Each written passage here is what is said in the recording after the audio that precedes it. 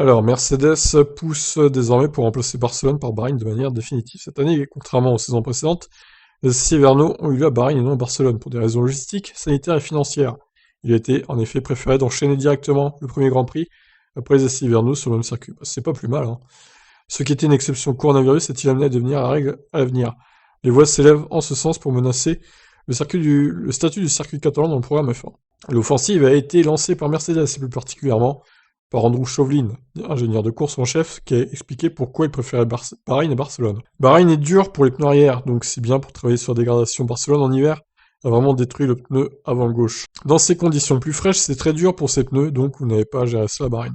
Je pense que l'un des autres points pertinents est que Bahreïn est la première course, donc nous testons sur le circuit sur lequel nous allons courir 10 ans plus tard, alors que Barcelone, eh bien, c'est quelques mois plus tard. C'est une préparation utile, c'est bien de ne pas avoir à s'inquiéter de savoir s'il va pleuvoir ou pas, ce qui a tendance à perturber un peu vos plans. Ah oui, mais bon, faut bien rouler sur la pluie en essai privé aussi, pour tester dans les conditions humides et tout. Même si évidemment il fait plus beau que de la pluie en Formule 1 en général. Mais ça peut arriver, on a vu quelques courses pluvieuses l'année dernière, même s'il n'y a eu que 17 Grands Prix. La Turquie notamment était incroyable comme Grand Prix. C'est bien d'y aller, c'est un peu venteux, mais j'aimerais bien y retourner l'année prochaine pour les essais. James Bowles, directeur de la stratégie, aborde dans le sens de son collègue quand on lui demande si tester à Bahreïn est vraiment différent de tester à Barcelone. Il répond réponse courte, oui. En général, en hiver, il fait assez froid à Barcelone le matin. Nous y sommes déjà allés et nous avons eu une température inférieure à zéro et la piste dépasse parfois les 20 degrés pendant la journée, mais ce sont des chiffres faibles par rapport à d'habitude. Ouais, c'est pas hyper réaliste du coup. Le tracé est fondamentalement différent, mais à Bahreïn, il est évident que vous avez des conditions incroyablement chaudes, probablement du côté le plus chaud de ce que vous verriez dans la saison, et vous passez la nuit aussi. Bahreïn permettrait aussi de préserver le suspense, car il serait plus facile pour une équipe de cacher son jeu, poursuit Walls, et si c'était ce que Mercedes a fait aux essais hivernaux.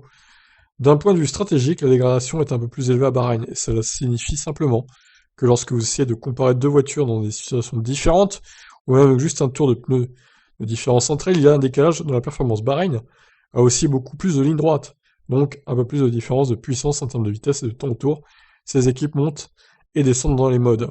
Je pense que c'est un peu plus difficile de suivre les chronos à Bahreïn. Ok. Bah, perso, j'aime bien le circuit de Bahreïn. Moi, il me dérange pas ce circuit.